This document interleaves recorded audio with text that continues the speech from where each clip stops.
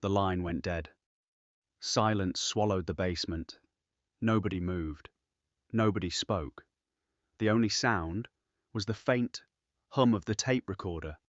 Alina stared at Massimo. Massimo stared at the phone. And for the first time since this nightmare began, both of them were afraid of the same thing. Vittorio Bellini. What does he mean? Alina's voice was barely above a whisper. Massimo looked at her. You're the key to everything. She swallowed. What does that mean? I don't know. And that terrified him, because Massimo Moretti was a man who always knew, always had answers, always had control. But Bellini was 3 moves ahead. And somehow, Alina was at the center of it all. One of Massimo's men stepped forward. Boss. Massimo turned. We traced the call. His eyes sharpened. Where? The guard hesitated, then answered. It came from Bellini's private island. Massimo's jaw tightened. The island? Of course. A private fortress off the Sicilian coast, heavily guarded, virtually inaccessible, protected by dozens of armed men, and impossible to attack directly. Bellini wasn't hiding, he was inviting them, which meant he wanted them to come. Massimo hated traps. Alina immediately understood the danger. He wants us there. Yes. So it's a trap. Definitely. Silence. Then we don't go. Massimo looked at her. We do. Her eyes widened. What? He has your mother. The words hit like a punch. Grace Russo was alive, for now, and Bellini knew exactly how to use that. Alina looked away, tears threatening again. Her mother had protected her entire life, sacrificed everything, hidden secrets, taken risks, and now she was suffering because of those choices. No. Massimo's voice was firm. She looked at him. This isn't your fault. The strange thing was, she believed him, just a little, because every terrible thing happening now traced back to Bellini. Not her, not Antonio, not even Massimo. Bellini, the puppet master. Massimo's phone vibrated again. Another message. This one contained a photograph. His blood ran cold. Alina immediately noticed. What is it? Massimo slowly turned the screen toward her. A gasp escaped her lips. Her mother sat tied to a chair. Bruis said, Terrified. Alive. A newspaper rested in her lap. Today's date clearly visible. Proof. Bellini wanted them to know she was still breathing. For now. Below the image was a message. Only one sentence. 24 hours. Nothing else. Just a countdown. Alina nearly collapsed. Massimo caught her arm, steadying her. We'll get her back. She looked up, broken, exhausted. How can you promise that? Massimo didn't answer immediately, but then he said, Because I'm done losing people. The words were quiet, but they carried weight. The weight of Sophia, the weight of their child, the weight of every mistake he'd made. And Alina saw it. The guilt, the grief, the determination. She realized he wasn't fighting for redemption anymore. He was fighting because he genuinely cared. Hours later, the sun was setting. Massimo stood alone on the estate's balcony, planning, calculating, preparing. The island would require a small team, fast, silent, deadly, a rescue mission, not a war. Behind him came soft footsteps. Alina. She stopped beside him. Neither spoke for several seconds. The ocean stretched endlessly before them, darkening beneath the evening ski. Finally, she broke the silence. Why did you really marry me? Massimo closed his eyes, not because the answer was complicated. I wanted revenge. The honesty hurt, but she deserved it. I know. His chest tightened. But that's not what I'm asking. He looked at her, confused. She continued. After the wedding. Pause. After months together. Another pause. Did you ever stop hating me? The question hit harder than any bullet, because the answer had changed long ago, long before the miscarriage, long before the truth, long before he admitted it. He just hadn't been brave enough to face it. Massimo stared at the ocean, then answered. Yes. Alina's heart skipped. He continued quietly. I stopped hating you months ago. Silence. I just hated myself more. The words settled between them. Raw, painful, true. Alina looked away first, because part of her had wanted him to say that, and another part hated herself for wanting it. Before either could speak again, a gunshot shattered the evening. Crack! Glass exploded behind them. Massimo's instincts activated instantly. Down, he tackled Alina. To the floor. Another shot rang out. Crack! A bullet slammed into the balcony railing inches from where she'd been standing. Assassins, Bellini had found them again. Massimo rolled over her protectively as gunfire erupted across the estate. His men shouted, weapons fired, chaos exploded, and somewhere beyond the trees, a sniper adjusted his scope, locked directly onto Alina Russo. This time, he wasn't planning to miss. The first bullet shattered the balcony glass. The second slammed into the railing. The third would have gone straight through Alina's chest, if Massimo hadn't pushed her down. Stay down, his voice thundered above the chaos. Gunfire erupted across the estate. Security guards rushed toward defensive positions. Shouting filled the grounds. Sirens began screaming somewhere in the distance. Massimo wrapped an arm around Alina and dragged her across the floor. Another shot exploded behind them. Crack! Wood splintered. Fragments flew everywhere. Alina's heart hammered violently. Massimo! Another bullet struck inches from his head. He didn't even flinch. His only concern was getting her inside, alive. He shoved open the balcony door, pulled her into the room, then slammed it shut. Immediately, his phone rang.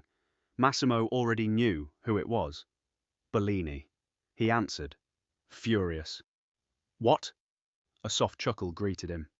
You're running out of time. Massimo's jaw clenched. If she dies before you arrive, Bellini paused, then her mother's death will be on your conscience too. The line disconnected. Massimo nearly crushed the phone. The bastard was enjoying this.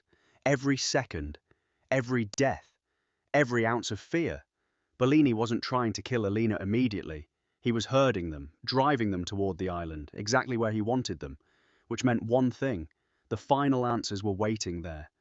Hours later, night had fallen. The attack was over. 2 of Massimo's guards were injured. 1 assassin had been captured. 3 others were dead. The survivor sat tied to a chair inside a secure room, bruised, bleeding, terrified. Massimo entered, alone. The assassin immediately looked away.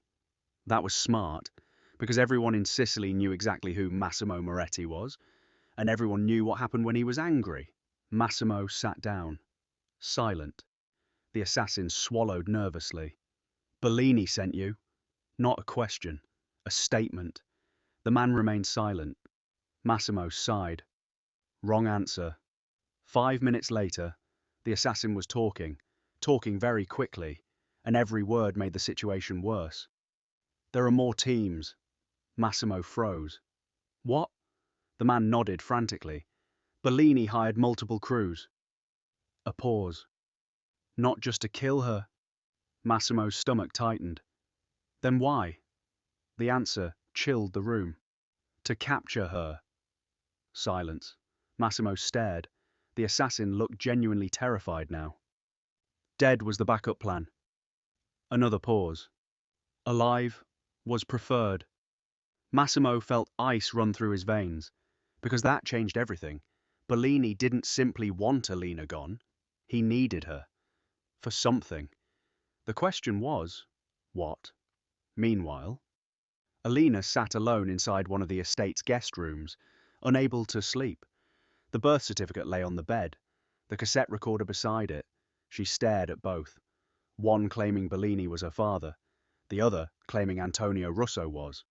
Both couldn't be true, unless... A terrible thought entered her mind. She slowly stood, opened one of the boxes recovered from the basement, and began searching through the documents. Minutes passed, then suddenly, her breath caught. A photograph, an old photograph. She recognized her mother instantly, much younger, maybe 20 years old. Beside her stood Antonio Russo, smiling, and beside Antonio, Vittorio Bellini. The three of them looked close, very close, friends, or perhaps something even more complicated. Then she noticed writing on the back, a date, and a message. To Grace. No matter what happens, the truth must never come out.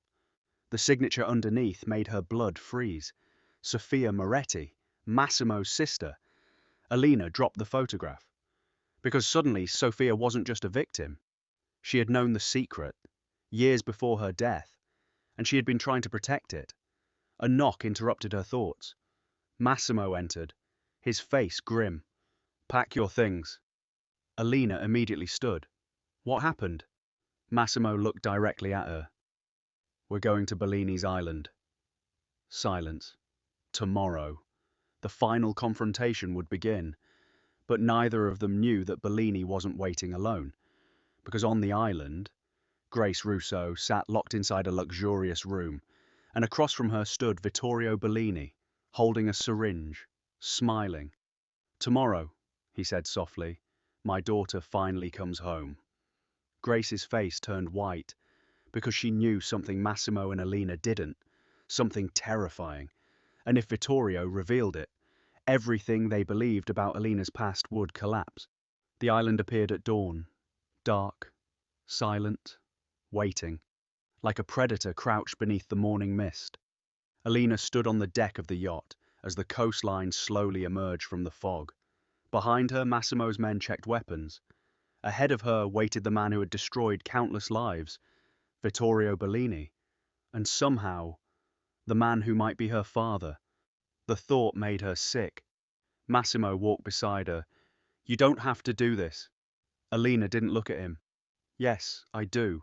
Silence. "My mother is there." Another pause. "And so are the answers." Massimo couldn't argue with that because he needed answers too. About Sophia, about Bellini, about everything. The yacht reached shore shortly after sunrise. Something immediately felt wrong. Too quiet. No guards. No patrol boats. No visible security. Nothing. Massimo hated it. "Stay close." Alina nodded. The group moved inland, past luxurious villas, perfect gardens, fountains, marble statues, everything beautiful, everything rotten underneath. Finally they reached the main mansion, massive, white stone, 3 stories high, overlooking the ocean. The front doors stood open, waiting. An invitation. Massimo's jaw tightened. "It's a trap." Alina almost laughed. At this point everything was. They entered. The grand hall was empty. No servants, no guards, no Bellini. Only a single chair positioned in the center of the room, and sitting in it, Grace Russo. "Mama!" Alina ran, ignoring Massimo's warning, ignoring everything. Her mother stood the moment she reached her. They collided in a desperate embrace, both crying, both shaking. For several seconds, neither could speak. Then Grace grabbed her face, frantically checking for injuries. "You came!" Alina laughed through tears. "Of course I came." But instead of relief, fear filled Grace's eyes. "No." Her voice trembled. "You shouldn't have." Alina frowned. "Mama?" Before Grace could answer, a slow clap echoed through the mansion. Everyone turned. Vittorio Bellini stepped onto the staircase. Elegant, calm, perfectly dressed, like a businessman arriving for a meeting, not a murderer responsible for countless deaths. He smiled, and Alina immediately understood why Sophia had once trusted him, because he looked kind. Monsters often did. "Welcome." Massimo's men raised their weapons instantly. Bellini didn't even blink. "You came faster than I expected." Massimo stepped forward, rage boiling beneath his skin. "Where is the rest of your security?" Bellini smiled. "I sent them away." Silence. Nobody believed him. Then Bellini said something strange. "I've grown tired." Massimo frowned. Bellini continued. 20 years. A soft laugh escaped him. 20 years of lies. He looked at Alina. His expression changed. Something emotional, almost sad, and that terrified her more than hatred ever could. You look like her. Alina stiffened. Who? Bellini smiled sadly. Your mother. Grace's face drained of colour. No. The word came out instantly, like she'd been waiting years to say it. Don't. Bellini ignored her. Instead, he looked directly at Alina. The story you've been told, a pause, isn't the complete story. Massimo moved closer to Alina. Protective, instinctive. Bellini noticed, and smiled. Interesting. Very interesting. 28 years ago, Bellini began, before Antonio Russo married Grace. Grace closed her eyes, like someone awaiting execution. She loved someone else. Silence swallowed the room. Alina's heartbeat quickened. Bellini's eyes never left hers. And that someone, his voice softened, was me. The room exploded. No! Grace shouted. Bellini ignored her again. Your mother and I were together. Another pause. Very much in love. Alina felt physically ill. This couldn't be happening. It couldn't. Could it? Bellini reached into his jacket. Massimo instantly drew his gun. Don't! Bellini froze, then slowly removed a folded photograph. He tossed it onto the floor. Alina picked it up. Her breath stopped.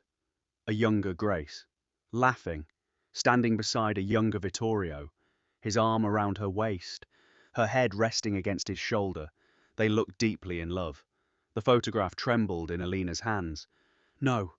Grace started crying. I'm sorry. Alina looked at her mother. What is this? Grace couldn't answer.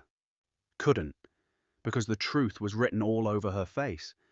And then Bellini delivered the sentence that shattered everything. Antonio Russo raised you. A pause. But biologically, another pause. Alina. His eyes locked onto hers. You are my daughter. Silence.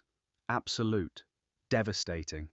Alina felt the world tilt beneath her feet. And worst of all, Bellini wasn't finished. He looked at Massimo, then back at Alina, and smiled. Now, a pause. Would you like to know why Sophia died? The room went silent. No one breathed. No one moved. The words lingered in the air like poison. You are my daughter.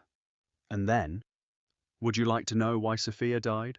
Alina couldn't think, couldn't process, couldn't feel anything except the roaring noise inside her head.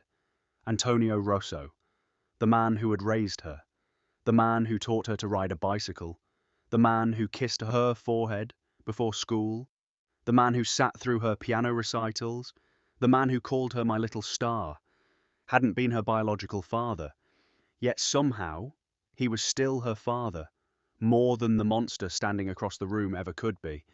Tears burned her eyes. But before she could speak, Massimo stepped forward, his gun aimed directly at Bellini's chest. Start talking. Bellini looked completely calm, almost relieved, as though carrying the truth for so many years had finally become exhausting. It started 28 years ago. He glanced at Grace.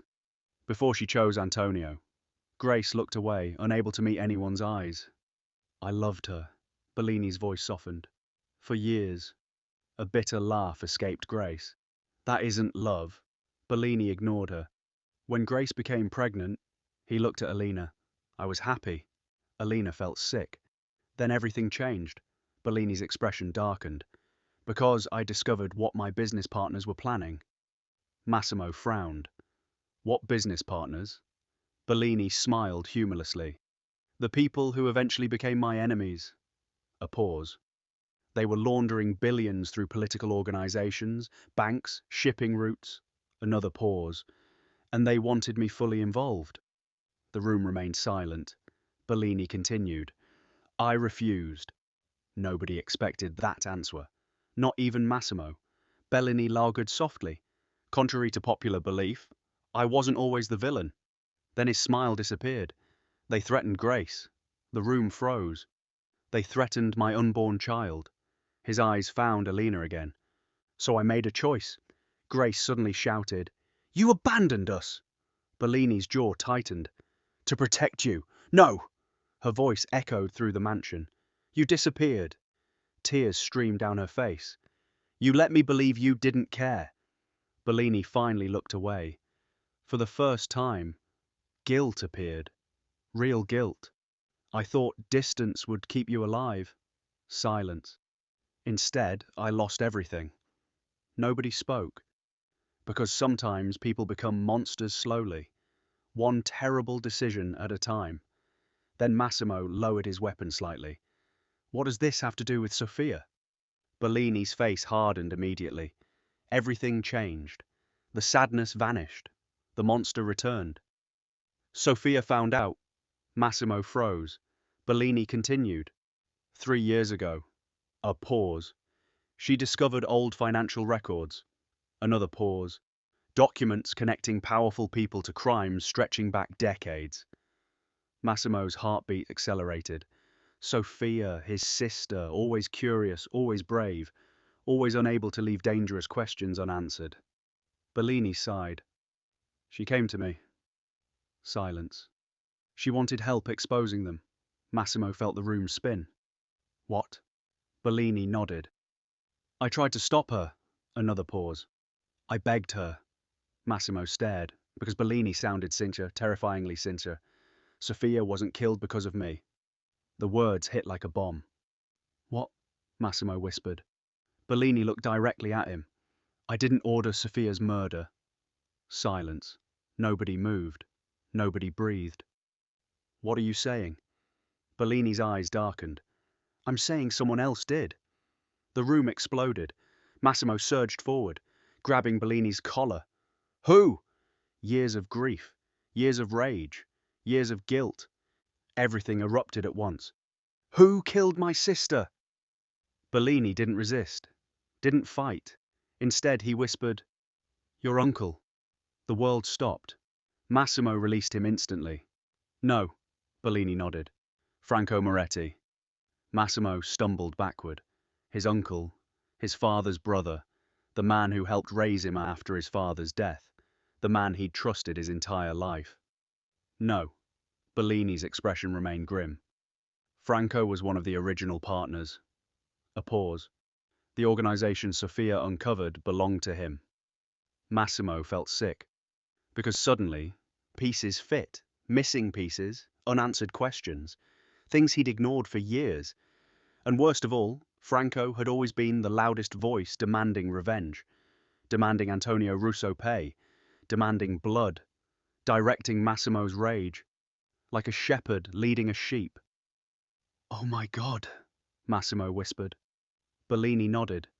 He manipulated you? A pause. He manipulated everyone. Massimo felt his knees weaken. Because if this was true, then the man responsible for Sophia's death had been beside him all along, watching, guiding, leading. For years, suddenly, a gunshot echoed through the mansion. Bang! The front windows exploded. Everyone turned. Another shot, then another, and another. Massimo's men rushed toward the entrance. Shouting erupted outside. Vehicles, dozens of them, armed men poured onto the property. Not Bellini's soldiers, someone else's. Then Massimo saw the flag on one of the vehicles. His blood froze, because he recognized it immediately. The Moretti family crest. At the center stood a black SUV. Its door slowly opened. An older man stepped out, elegant, calm, smiling. Franco Moretti, Massimo's uncle, and judging by the rifle in his hands, the real villain had finally arrived. The first thing Massimo felt wasn't anger. It was betrayal. Pure, crushing betrayal. Franco Moretti stepped out of the SUV slowly, like a man arriving at a family dinner. Not a battlefield, not a war, not the scene of 20 years of lies finally collapsing. Gunfire echoed across the estate. Massimo's men exchanged shots with Franco's soldiers. Glass shattered. Bullets tore through marble pillars. The mansion shook with violence.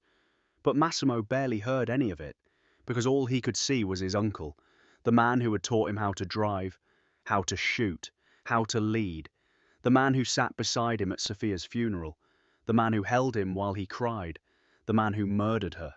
Franco smiled. Hello, nephew. Massimo's gun rose instantly. straight at Franco's head. Tell me he's lying? Franco glanced at Bellini, then Loghead, actually laughed, and in that moment Massimo knew the truth, because innocent people don't laugh, not when accused of murder. Franco sighed. After all these years, another chuckle. I suppose her secrets eventually expire. Massimo felt sick. Bellini stepped beside him. Neither man trusted the other, neither man liked the other, but for one stranger moment, they stood on the same side, against Franco, the real enemy. Franco shook his head. Your sister was stubborn. Massimo's breathing stopped. Don't. Franco ignored him. She found records. A pause. Documents. Another. Evidence. Massimo's finger tightened on the trigger. Franco smiled. She came to me. The room froze. She trusted me. Massimo looked like he'd been punched, because of course she had. Franco was family. She thought I would help. Silence. Instead, Franco shrugged. I solved the problem. Massimo fired. Bang! The bullet missed Franco's head by inches. His uncle dove behind a pillar. His soldiers immediately opened fire. The mansion exploded into chaos. Take cover! Massimo roared. Alina dropped beside her mother. Bullets shattered windows around them. Grace screamed. Massimo's men returned fire. The entire grand hall became a war zone, and somewhere in the chaos, Franco laughed. The sound echoed everywhere. You're too emotional, Massimo. Another burst of gunfire. That's why you were always easy to manipulate. Massimo fired again. Crack! Stone exploded from the pillar. Still no hit. Franco kept moving, like a snake, like the coward he'd always been. Then suddenly, one of Franco's men grabbed Alina. Everything happened fast. Too fast. A hand around her throat. A gun against her head. Drop your weapons! The hall went silent. Massimo froze. His entire body locked. Because Alina stood in the center of the room. A hostage. Again. And he remembered another hospital room. Another loss. Another moment where he couldn't save her. No, not again. Never again. Franco stepped from cover, smiling. Well, he adjusted his jacket. Now we're negotiating. Massimo's eyes were murderous. Let her go. Franco laughed. No. Silence. Then Franco looked at Alina. Something cruel entered his eyes. You know, a smile. Your father wasn't nearly as stubborn as Sophia. Alina's face hardened. Antonio. He was talking about Antonio, the man who raised her, the man who died innocent. Franco chuckled. He begged. The room froze. He begged me to help clear his name. Massimo stared. Alina stopped breathing. Franco continued. I visited him in prison. Another smile. I wanted to see how desperate he'd become. Tears formed in Alina's eyes. Not sadness. Rage. Pure rage. He died believing the truth would eventually save him. Franco laughed. What a fool. The slap echoed through the hall. Pam. Alina had moved before anyone could stop her. Her palm connected directly with Franco's face. The entire room froze. Even the gunman holding her. Nobody had ever slapped Franco Moretti. Nobody. A red mark appeared on his cheek. Silence. Absolute silence. Then Franco slowly turned back toward her. His smile gone. Completely gone. And for the first time, real danger appeared. He raised his pistol, directly at her heart. Massimo moved instantly, without thinking, without hesitation, without fear. Bang! The gun fired. Alina screamed. Grace screamed. The room erupted. But it wasn't Alina who fell. It was Massimo. The bullet slammed into his chest, his body crashing between Alina and Franco, protecting her, taking the shot meant for her. Massimo hit the floor hard, blood spreading across his shirt. Alina's face turned white. No, Massimo groaned, still conscious, barely. Franco raised the gun again, ready to finish it. Then bang! Another shot rang out. Franco jerked violently. Shock filled his face. A dark stain spread across his shoulder. Every owner turned. Bellini stood across the hall, gun smoking, his expression cold, deadly. For the first time, the businessman was gone. The monster remained. Touch my daughter again. His voice was terrifyingly calm. And I'll kill you myself. Franco stared, then smiled, even bleeding, even cornered, even losing. He smiled, because he still had one final secret, one final weapon, one final truth. And before anyone could stop him, he laughed. Then said, "Ask Grace what really happened the night Sophia died." The room froze. Massimo stopped pray a thing. Bellini's face went whiter. And Gruss. Gruss looked absolutely terrified. Silence consumed the mansion. Franco's words echoed through the room. Ask Grace what really happened the night Sophia died. Every eye turned toward her. Grace stood frozen. Her face had gone completely white. Massimo stared. Alina stared. Even Bellini looked shocked. For several seconds nobody spoke. Then Grace broke. A sob escaped her throat. No. Another sob. No. No. I didn't want this. Massimo's voice was deadly quiet. What is she talking about? Grace collapsed to her knees. Tears streamed down her face. I never meant for Sophia to die. The room exploded. Massimo felt his heart stop. What did you do? Grace covered her face, crying harder. Sophia called Mashani. Later there was Helika Bob. Sophia killed me after she found the evidence against Bellini. Massimo's stomach twisted. Grace shook violently. She was scared. Another sob. She said she had proof. Bellini suddenly looked nervous. For the first time all night. Real fear appeared on his face. Grace continued. She wanted to meet me. Massimo's fists clenched. Where? At the old church outside the city. The room remained frozen. I was supposed to go alone. A tear rolled down Grace's cheek. But Bellini followed me. Massimo's eyes widened. Grace nodded. He overheard everything. Another sob escaped. He knew Sophia had evidence. Bellini cursed under his breath. Grace looked broken. I didn't tell him intentionally. She cried harder. I swear I didn't. But once he knew where Sophia was, her voice cracked. He sent men after her. Silence. The horrifying truth finally clicked into place. Bellini never found Sophia himself. Grace unknowingly led him directly to her, and Sophia paid with her life. Massimo felt physically sick. Years of revenge, years of hatred, years of blood. All because of one mistake, one betrayal, one lie. Then suddenly, where's Franco? Everyone turned. The wounded man was gone. The doors stood open. Bellini's face changed instantly. Panic. Franco had escaped.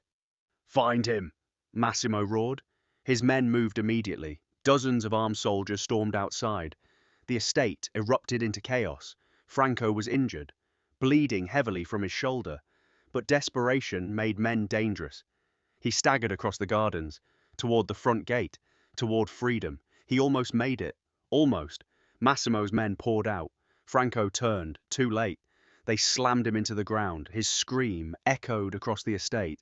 Minutes later, he was dragged back inside. Bruised, bleeding, defeated, thrown onto the marble floor. Massimo stared down at him. Tell me everything. Franco laughed weakly. Blood stained his teeth. You already know most of it. Massimo grabbed him by the collar. Everything. Franco looked around. At Bellini, at Grace, at Alina, then finally smiled. A broken smile. Fine. And he talked. For nearly an hour. He confessed to everything. Bellini ordered Sophia's murder. Bellini framed Antonio Russo. Bellini paid witnesses, bribed officials, destroyed evidence, ordered the truck attack against Alina, placed the bounty on her life. Every crime, every lie, every death. Franco revealed it all, and this time, everyone heard it. When he finally finished, the room sat in stunned silence. Bellini looked finished. Grace looked destroyed. Massimo felt exhausted. Years of darkness had finally reached the end. Then police sirens filled the night. Bellini's face lost all color. Authorities flooded the estate. Arrests began immediately. Bellini was taken away in handcuffs, screaming threats. No one listened. Grace surrendered peacefully, still crying, still apologizing, still whispering Sophia's name. Franco was arrested as well, his confession recorded, his future sealed. One by one the monsters were removed, and for the first time in years the mansion became quiet. Massimo stood beside Alina, watching police vehicles disappear into the darkness. Neither spoke. There was nothing left to say. The truth was finally out. Justice had finally arrived. Slowly, Alina looked up at the sky, the same sky she had been denied for so long, the same sky she thought she would never see again. A gentle breeze touched her face. Freedom. Massimo looked at her, not as a possession, not as revenge, not as a prisoner, but as a woman who survived him. A woman stronger than anything he had ever known. "I'm sorry," he whispered. Alina remained silent for a long time. Then finally she answered, "I know. Not forgiveness. Not yet. But no longer hatred." And sometimes that was where healing began. Together they stood beneath the night sky. Two broken people, one painful history. And finally, no more lies, no more revenge, no more ghosts, only the future. And for the first time, the future belonged to them. The end.